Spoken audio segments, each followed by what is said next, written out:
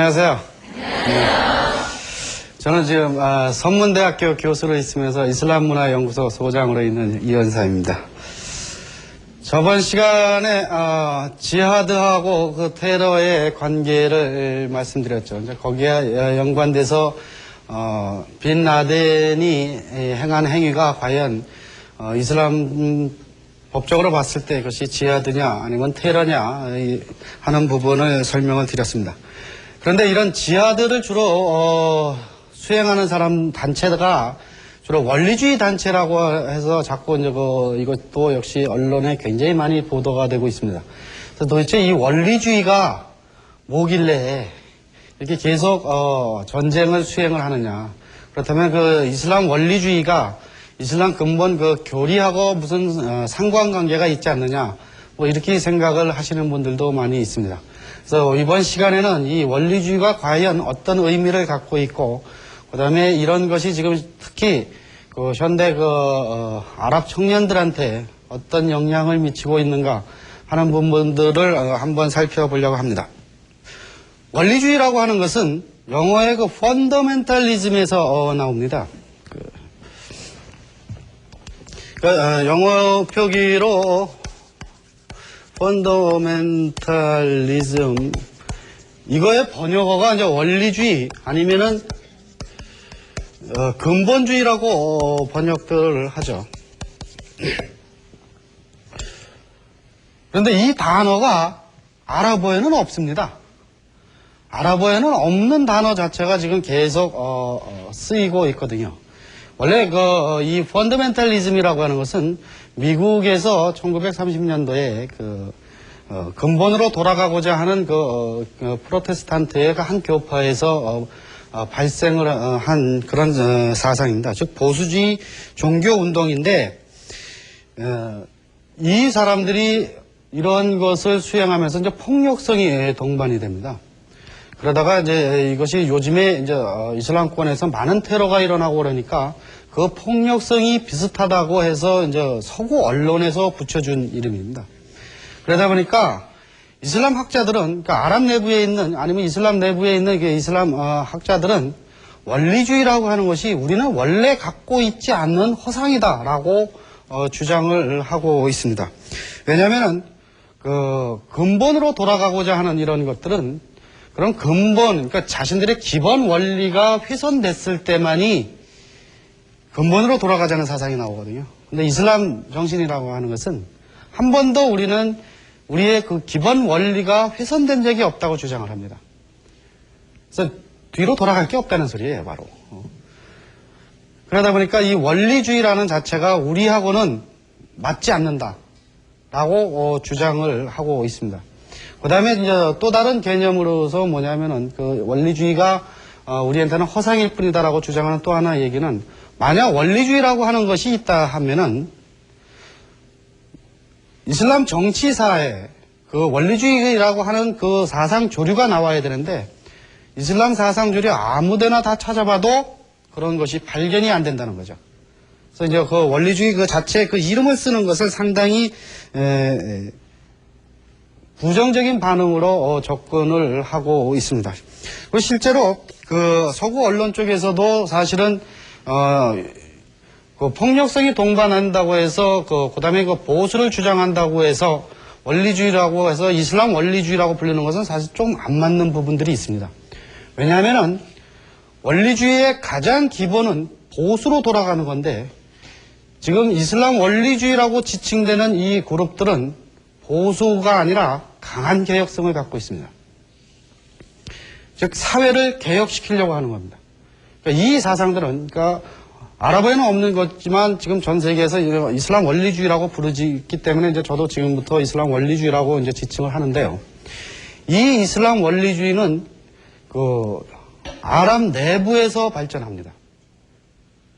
그러니까 15세기 때까지는 대략 이슬람 문명이 세계 최고의 문명을 자랑합니다. 7세기에 나타나서 굉장히 빠른 속도로 번성을 하다가 13세기 때까지는 거의 전 세계를 지배합니다. 그러던 것이 이제 원나라 침입을 받고 나서부터는 이제 조금씩 기울기를 해서 15세기 때까지는 그나마 자신들의 어떤 그 체면을 유지할 정도까지는 되다가 이때서부터 이제 유럽의 역전이 당하기 시작합니다. 그리고 점점 기울기 시작하다 18, 19세기로 들어오면서는 최악의 상태로 떨어지게 되죠. 즉 유럽의 식민지로 전부 떨어지기 시작을 합니다. 그러니까 이때서부터 이제 본격적으로 자신들에 대한 그 자각운동이 일어나요. 우리가 예전에는 굉장히 번성을 했는데 왜 지금 들어와서 이 모양 이 꼴이 됐느냐는 그런 자각운동이 일어납니다. 그러니까 스스로의 반성들입니다. 그 스스로의 반성은 곧 이슬람 내부에 있는 문제점들을 지적하면서 개혁하려고 하는 것도 있고, 그 다음에 그 당시 세계가 어떻게 흘러가고 있다 하는 그 이제 세계의 흐름을 보고 자신들을 반성하는 흐름도 있고, 그러니까 여러 가지가 나오기 시작을 하게 됩니다. 그래서 보면은 이슬람 내부에서는 이 원리주의를 이슬람 부흥주의, 뭐 이슬람 자각운동, 개혁운동 이렇게 여러 가지로 부르고 있습니다. 물론 그거에 따라 약간씩 차이가 있긴 있지만 아무튼 공통점은 어느 사회에서나 있는 것과 마찬가지로 보수와 혁신의 그 충돌들은 이슬람 내부에도 있습니다. 그러니까 옛날 그 보수적인 그 사상들을 그대로 유지하자 하는 그런 부분들도 있고, 우리 시대에 맞게 그리고 세계 조류에 맞게 이것을 조금 더씩 바꿔나가자 하는 이런 여러 가지 그 문제점들이 나오기 시작을 하게 되는데요. 결국은 보면은 이런 것들이 결론부터 말씀을 드리면 성공을 별로 못합니다. 그러니까 식민지로 떨어지고 나서 지금의 나라들로, 그러니까 자신들 내부에서 여러 가지 개혁 소리가 나오고, 그 다음에 20세기 들어와서 지금의 나라들로 독립을 합니다. 아랍은 원래 그 전에는, 식민지 전에는 하나의 제국, 아니면 한 서너 개의 제국 하에 있었습니다. 대부분 통일된 상태로 있었어요. 그러던 것이 20세기 들어와서 식민 지배가 끝났을 때 각각의 나라들, 여러 나라로 독립을 하게 되죠. 수십 개의 나라로 독립을 하게 됩니다. 그런데 이 나라들이, 그러니까 조그만 나라들로 독립을 하다 보니까 대부분 왕정으로 독립을 했습니다. 나중에 이제 이것이 이제 여러 가지 정치적인 변혁을 거치면서 공화정으로 바뀐 데도 있지만요. 이 나라들이 대개 크게 두 가지 부류로 가는데, 하나는 사회주의 쪽으로 갔고, 그 다음에 하나는 자본주의 체제로 갑니다. 근데 사회주의 쪽으로 간 데는 여러분들이 잘 아시다시피 경제가 전부 엉망진창이 됐습니다. 그런 나라들이 많거든요. 산유국이면서도 경제가 엉망진창이 된 나라들이 꽤 있습니다. 그 다음에 자본주의 체제로 간 데는 왕정이나 공화정으로 흘러갔는데, 여기도 역시 대부분 나라들이 뭐 독재나 아니면 부정부패로 흘러간 곳이 많이 있습니다. 그러니까 자신들의 감정을, 그러니까 무슬림들이 갖고 있는 그 감정은, 우리는 지금 지구상에 존재하는 두 가지 체제 다 해봤다. 하나 사회주의, 자본주의, 둘 다 망했다 이게. 그렇다면은 우리가 할 것은 결국 우리가 갖고 있는 이 사상을 기초로 해서 새로운 체제를 만들 수밖에 없다고 하는 거예요. 이게 얼핏 보면 보수로 돌아가자는 그 사상이기도 해요. 그런데 자신들의 사상을 기초로 해서 하자는 것도 있고, 그 다음에 그러기 위해서는 지금의 현재 체제 갖고는 안 된다. 이걸 좀 바꿔봐야 된다는 거예요. 바로 이 사상은 자연히 반정부적이에요. 그러니까 정권을 쥐고 있는 사람들은 그것이 좋게 보일 리가 없습니다. 억압이 들어오죠. 그리고 이제 탄압이 좀 시작되기도 하고 뭐 이렇게 되는데, 이 탄압의 그 과정이 이제 좀 더 길어지면은 쭉 누르는 힘이 세면 셀수록 그 반작용도 크게끔 돼 있습니다. 시간이 지나면서. 이게 이제 가장 기본적인 사상이긴 해요. 이런 말씀드린 거지. 근데 요 사상을 추구할 때 몇 가지 부류로 나눠집니다. 그 첫 번째가 부흥적인 성격을 가진 팀들이에요. 그 다음에, 그러니까 크게 세 가지로 나눌 수 있는데, 첫 번째가 그 부흥적인 성격을 가진 거고, 그 다음에 개혁적인, 그 다음에 급진적인 사상이 나타나기 시작을 합니다. 부흥적인 성격을 가진 이 사람들은 그 특징이 뭐냐면은 이슬람 사회 내부에서의 그 모순점들을 스스로 발견해서 그걸 치유해 나가자는 거예요. 즉 세계적인 조류하고는 상관이 없이 우리 내부의 것을 자신들 스스로 분석해서 비판해갖고 그 다음에 이슬람이라고 하는 종교가 완벽한 것이고 그다음에 하나님의 것이니까 거기에 충실하면 된다는 논리예요. 이것은 그러니까 자연스럽게 이슬람의 종교적인 정신 이것을 강조합니다. 그러다 이것이 이런 그 부흥적인 성격이 이제 좀 시간이 지나면서부터는 개혁적인 사상으로 바뀌어갑니다. 이 개혁적인 사상이라고 하는 것은 주변에 그 강대국들의 흐름이 지금 어떻게 흘러가고 있다는 것을 인식하는 사람들이에요. 우리 내부의 모습을 보는 것도 물론 중요하지만 그 외에 하나 더 첨가해야 될 것이 세계가 지금 어떻게 흘러가고 있다. 그래서 우리 사회가 갖고 있는 지금 경제적인 체제나 아니면 군사적인 체제나 이런 것들이 서구 세계에 비해서 얼만큼 낙후되어 있느냐. 이걸 우리가 인식해야 된다. 즉 이것은 뭐냐면은 자신들이 갖고 있는 토착적인 요소하고 즉 자신들이 갖고 있는 토착적인 요소라는 것은 결국 이슬람이에요. 그 이슬람 정신을 제대로 구현하는 거하고 그다음에 유럽의 그 문화적인 거 유럽의 정신을 받자는 것이 아니라 유럽이 물질적으로 저렇게 번성했을 때는 그 안에 반드시 무슨 이유가 있다. 그것을 본받자는 거예요. 그러니까 정신과 문화를 그러니까 정신을 우리 거를 갖되 물질적으로 앞선 거는 서구가 앞섰으니까 그걸 받아들이자는 거예요. 근데 이게 말은 쉬운데 이게 별로 쉽지 않습니다.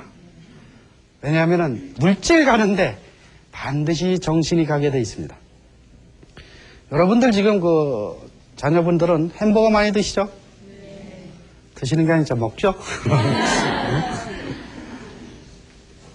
그 햄버거가 외국에서 빵만 들어오냐면은 그렇지 않습니다. 그 빵에 묻어서 햄버거를 많이 먹는 그 국민들의 사상이 들어와요. 여러분들이 지금 일주일에 뭐 햄버거 몇 개나 드십니까? 안 먹어요?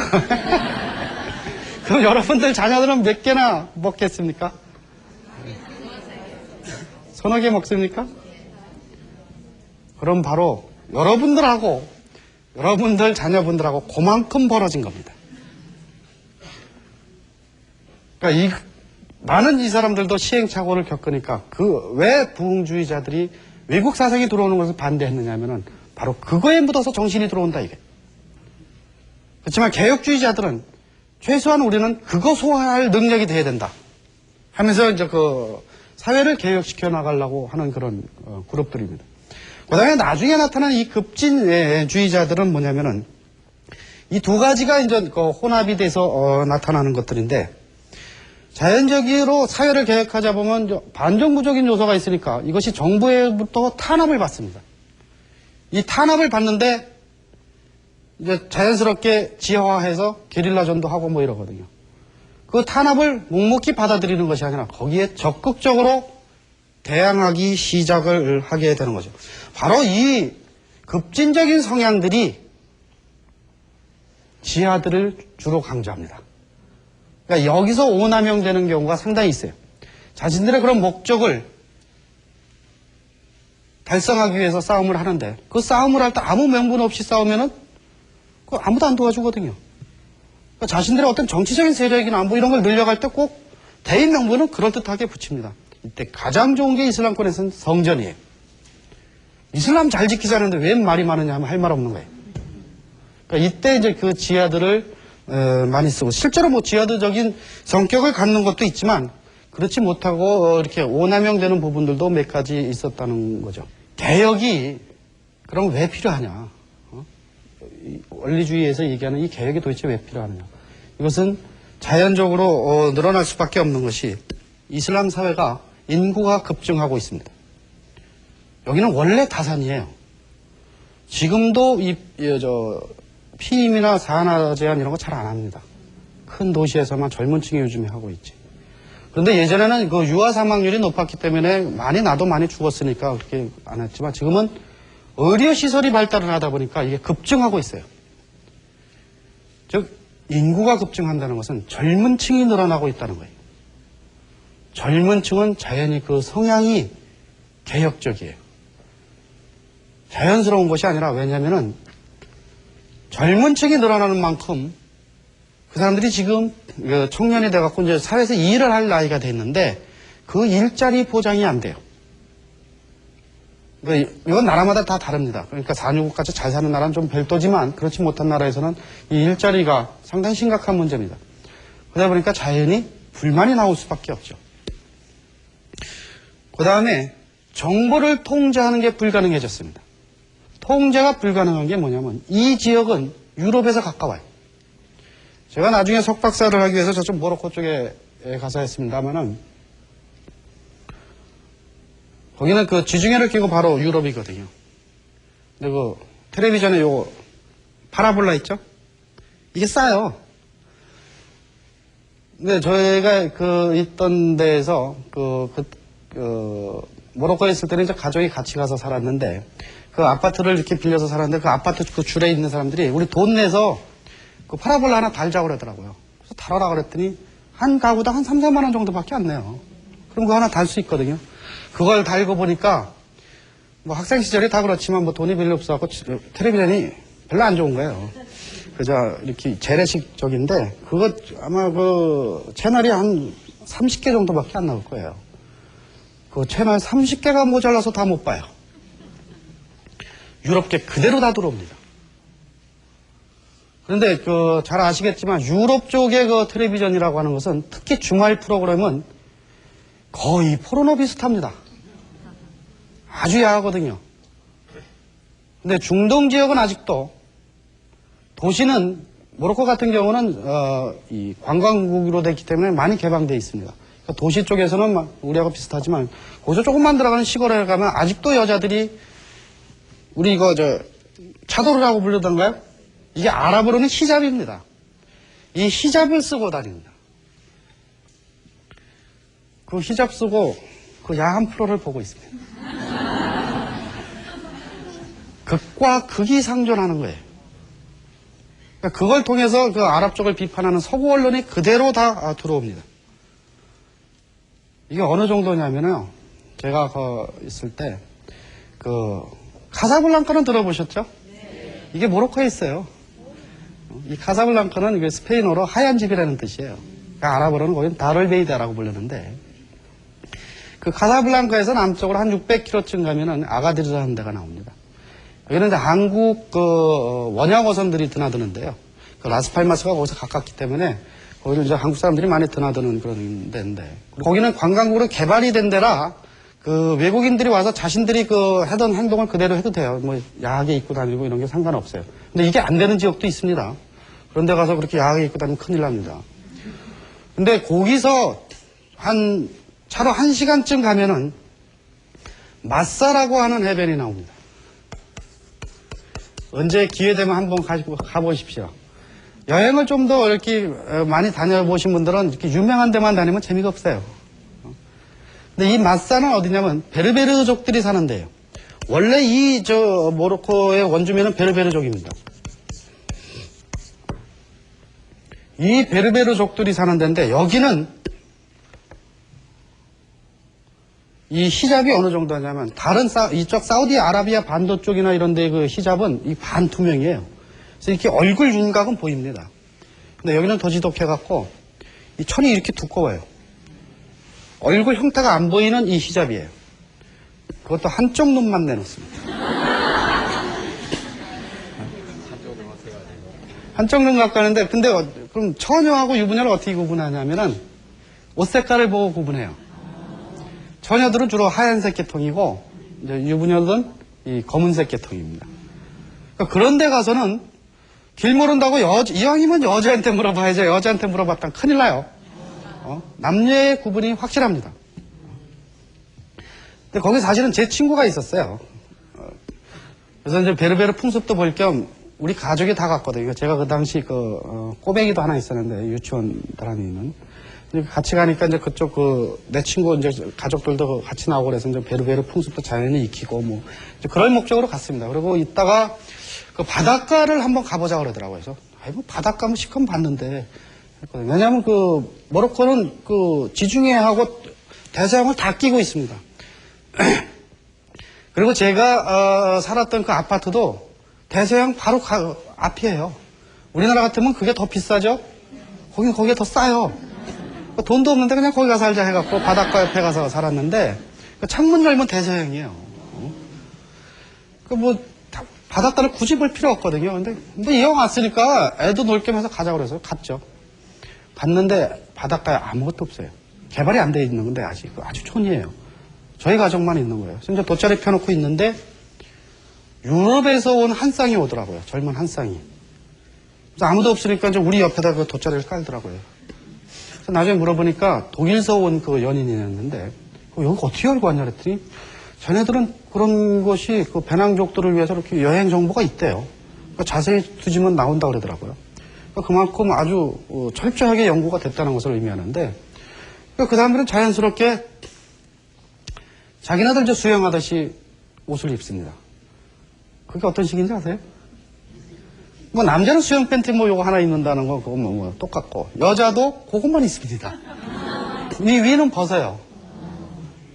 근데 모로코는 그게 허용이 되는 나라예요. 근데 다른 아랍 쪽에서는 안 되는 지역이 더 많습니다. 그러니까 자기도 저들은 편하게 이제 벗고 이제 바닷가 쪽으로 가거든요. 근데요, 그런 모습이요. 유럽 다니면 그 여름에 공원 가면 아주 흔하게 봐요. 그 썬팅들 하냐고. 처음에 신기해서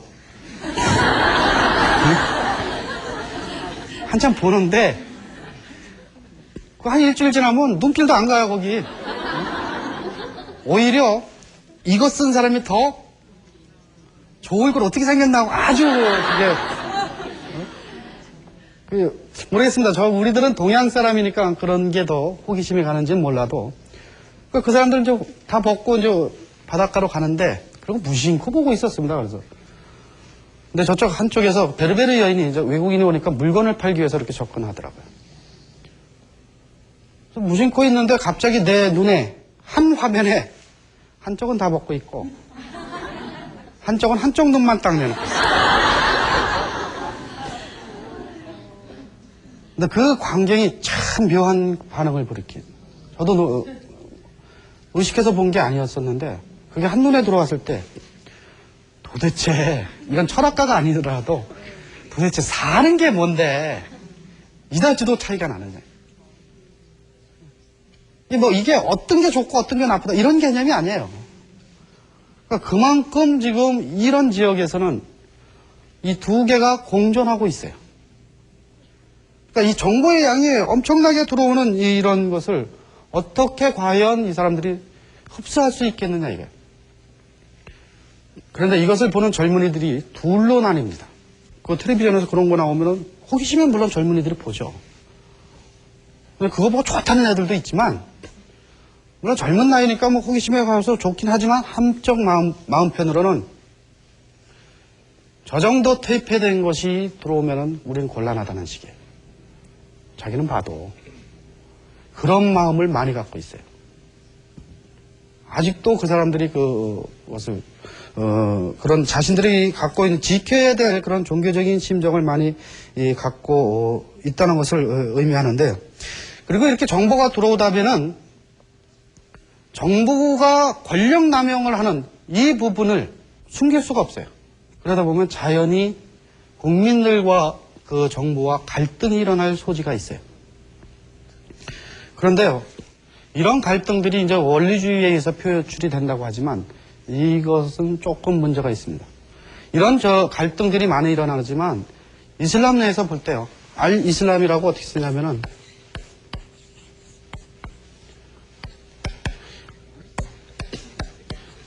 이렇게 쓰거나 아니면은 이왕 나온 김에 아랍하고 이슬람을 얘기하니까 인사말 하나 배워두시죠. 아랍 인사말로 가장 좋은 게 뭐냐면 아살라무 알레이쿰이에요. 아살라무 알레이쿰. 이 살람이라는 것이 평화예요. 그 다음에 당신에게 이런 뜻입니다. 당신에게 평화가 있어서 이런 뜻이에요. 이게 일반적으로 우리나라 안녕하세요, 요 정도로 많이 쓰이는 겁니다. 근데 이게 어떤 이슬람권을 가든 간에, 그러니까 아랍어를 안 쓰는 이슬람권을 가더라도 이 인사가 가장 점잖고 가장 많이 쓰이는 인사예요. 이걸로 인사하면 굉장히 좋아해요. 그냥 영어로 How are you 이거보다 이걸 한번 해보세요. 그럼 벌써 대하는 태도가 약간 달라집니다. 이게 바로 평화라는 뜻이거든요. 우리 흔히 살롬 그래죠? 바로 그거예요. 근데 이 단어가 이슬람이라는 단어하고 같은 어근이에요. 이슬람이라는 단어 자체가 평화입니다. 물론 이제 신에 대한 복종도 포함이 되어 있지만. 그런데 이 평화 사상을 얘기할 것 같으면 그래, 이슬람 쪽에서는 할 얘기가 많죠. 이슬람 사상은 극단을 배격하는 중용 사상입니다. 이게 서구 쪽하고 이슬람 쪽하고 얼마나 큰 차이가 있는가를 한번 지금부터 보면요. 지금 서구 쪽에서 이 원리주의의 대표적인 이론가로 누구를 얘기하냐면 까라다이 박사를 얘기해요. 사람 이름이 까라다이예요. 그런데 이 사람 우리나라 국내 언론에도 나온 적이 있어요. 그러니까 며칠 전에 미국 무슬림이 군인이에요. 나는 미국 군인이기 때문에 지금 미국 군인이 아프가니스탄 공격하는 그 작전에 참가해야 되는데 이게 작전에 참가도 되냐 말하냐를 공식적으로 질문했어요. 이때 아랍적 공식 반응이 미국 국민이기 때문에 참가해도 된다라는 판결이 나왔어요. 그리고 이 판결을 까라다이 박사도 승인했다. 그 정도로 이쪽 법이론가로 아주 유명하신 분입니다. 이 사람은 얼마나 유명하냐면 아랍 쪽 어느 지역을 가든 간에 책방을 가면요. 한 구석에 그 사람 코너가 따로 있어요. 그러니까 이 사람이 서구 쪽에서는 가장 강성 인물인 이슬람 원리주의의 그 이론가로 지목을 해놓고 있어요. 근데 이분 실제로 만나면 굉장히 온순해요. 근데 이분 주장하는 게 극단이라 중용이라고 항상 강조를 해요. 이 사람 어떻게 온순한 것을 아느냐고요? 이 양반이 제 스승이에요. 카타르 대학에서 이슬람 법대를 다닐 때 제 학장이었었어요. 또 개인적으로도 굉장히 귀여워해줬거든요. 왜냐면 이슬람이 없는 지역에서 공부하러 왔다 그래갖고 열심히 해라고 뭐 이제 그런 걸 얘기를 하는데 이분이 어느 정도의 저기를 얘기를 하냐면은 예배 시간이 됐을 때 사우디 같은 데는 강제적으로 상점문을 다 닫습니다. 예배를 하루 5번 보는데 가능한 한 제 시간에 보도록 돼 있어요. 제 시간에 못 볼 경우 다음 예배 전까지만 보면 됩니다. 근데 그 예배 한 번 보는데 한 5분도 안 걸려요. 금방이에요. 근데 이분은 그거 굉장히 비판해요. 왜 강제적으로 하느냐. 자기 일 마치고 그 여유 시간 얼마든지 볼 수 있다. 그리고 저희들 학생 때도 보면은 학생이라는 것이 막 교수님 막 진도 나가면 따분하잖아요. 시험 보려면 답답하고. 그러니까 이제 예배 시간 딱 되면은 교수님 예배 보고 합시다 그러면. 어떻게 도망가려고. 근데 이게 다른 공대나 이런 데서 그런 얘기를 하면 대부분 공대 교수님은 예배 보고 해요. 시간이 많이 남으면. 왜냐하면 잘못 휩쓸리면 뭐 교수가 예배도 안 봐 뭐 이러면 골 잡히니까. 근데 이 양반한테 그 얘기했다가는 아주 속단 말로 박살납니다. 이걸 내가 멋모르고 한번 했거든요. 옆에서 자꾸 충동질 하더라고요. 그러니까 맨 처음에 갔을 땐 잘 몰랐어요. 그래서 야, 빨리 그만 예배 보고 하자 그래. 그래서 교수님 예배 보고 하자 그랬더니 너희들 지금 학생이 수업 시간에 할 일이 뭐냐? 공부하는 거다. 이거 끝나고 예배 보면 된다 이거. 그래도 그날 하여튼 소기의 목적은 달성했어요. 야단 맞냐고 진도는 안 나갔으니까. 그다음부터 그런 얘기 못해요. 이게 바로 원리주의 사상이에요. 무력을 동반하자는 그런 아주 급진적인 것도 있지만 그건 일부 극소수입니다. 그 다음에 저희들이 졸업할 때요. 카타르만 해도 산유국이라 굉장히 부자 나라입니다. 지금은 좀 많이 달라졌지만 제가 다닐 때만 해도 들어가기가 힘들어서 그렇지 일단 입학만 되면은 그 전액 장학금이에요. 그리고 기숙사도 다 무료입니다. 교재도 그냥 줍니다. 거기까지는 이해를 하겠는데 지우개도 다 줍니다. 전체 사회가 아직도 원리주의에 관한 자신들은 원리주의라는 단어로 안 부르지만 이런 상황들이 많이 있기 때문에 저번 시간에 말씀드렸듯이 소련하고 이렇게 전쟁이 났을 때는 방학 때 가서 싸우고 오고 그런 애들이 한두 명이 아니에요. 굉장히 많아요. 그리고 이번에 미국 사태가 만약 저것이 잘못 풀리면은 실제로 가서 싸울 아이들도 많아요. 지금 언론 보도에서 많이 나오고 있죠. 이미 뭐 인도네시아에서 몇 명 간다 막 이렇게 돼 있죠. 우리 흔히 이슬람 하면 아랍을 떠올리고 사우디를 떠올리죠. 근데 지금 지구상에 가장 큰 이슬람 국가가 어딘지 아세요? 그걸 의외로 우리나라에서 가깝게 있습니다. 인도네시아예요. 인도네시아는 전체 인구가 2억이 넘는데 그 중에 1억 8천 정도가 무슬림입니다. 지금 이 반미시우나 이런 것이 파키스탄뿐만 아니라 인도네시아나 이런 데서도 굉장히 많이 남아있죠. 그러니까 얼핏 보면은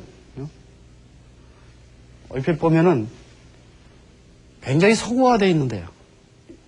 인도네시아는 뭐 요즘에 관광으로도 많이 가니까요. 그런데 그 내면에 이 사람들이 깔려져 있는 것은 바로 이 정신들이 아직도 계속해서 유지되고 있다는 것들이거든요. 우리가 이 지역에 접근할 때는 계속 말씀을 드립니다만은 편견에서 벗어나야 됩니다. 우리는 이 지역을 너무나 서구적인 시각으로 접근을 했기 때문에 이해가 안 됐던 거예요. 일단 이해가 돼야 그 사람들하고 정을 통할 수 있고 뭐 사업을 할 수 있는데 그 이해가 안 되니까 그 사람들하고 무슨 사업을 하겠어요. 친구가 안 되는데. 그래서 이 편견에서 벗어나야지만이 가능하고, 물론 그런 책임들은 저희들 같이 이렇게 이쪽 아랍 이슬람 쪽을 연구하는 연구자들의 책임도 물론 있습니다.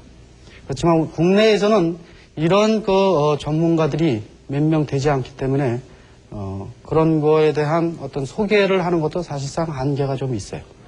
좀 더 적극적으로 여러분들께서 이 분야에 대한 것을 알려고 노력을 하셨을 때만이 가능합니다. 왜냐하면 지금 이런 지역에서 오는 근로자들 많거든요.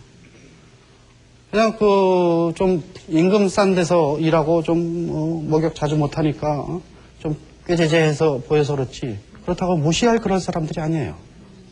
그거 다 우리 가까운 친구들이거든요. 먼 데서 온 사람들이 아니에요. 그런 사람들하고 가능한 한 그 사람들의 고충을 들어주는 것만으로도 친해질 수 있어요. 그러다 보면 얘기할 수 있고 그 사람들을 이해할 수 있어요. 그것이 자연스럽게 세계화되어 가는 과정이에요. 이 세계화는 정부만 하는 거 아닙니다. 그럼 여러분들 각자가 그렇게 외국인들하고 접근이 되면서부터 그리고 그들을 이해하면서부터 그런 것이 가능하게 됩니다. 그래서 이 지역에 좀 더 새로운 시각으로, 즉 다른 나라 사람들의 시각이 아닌 우리의 시각으로, 서구 사람들은 이슬람 쪽하고 역사적인 관계가 굉장히 길었거든요. 그리고 그 안에서 계속 싸움도 있고 뭐도 있고, 그러니까 나름대로 자기들 시각을 가질 수밖에 없어요. 근데 우리는 그런 관계가 없어요. 그러니까 우리 시각에서 그 사람들을 이해할 수 있게끔 그러한 지식을 좀씩 쌓아 나가야 될 거라고 생각을 합니다. 그래서 이 강의를 마치기 전에 이왕 나온 김에 그 아랍 인사말을 다시 한번 반복을 좀 해보고 일단 그 사람들을 만났을 때 이 인사말을 할 수 있도록 한번 해보죠. 아까 말씀드렸듯이 인사를 할 때는 이 아살라무 알레이쿰입니다. 그 다음에 대답을 할 때는 와 알레이쿰 살람이에요.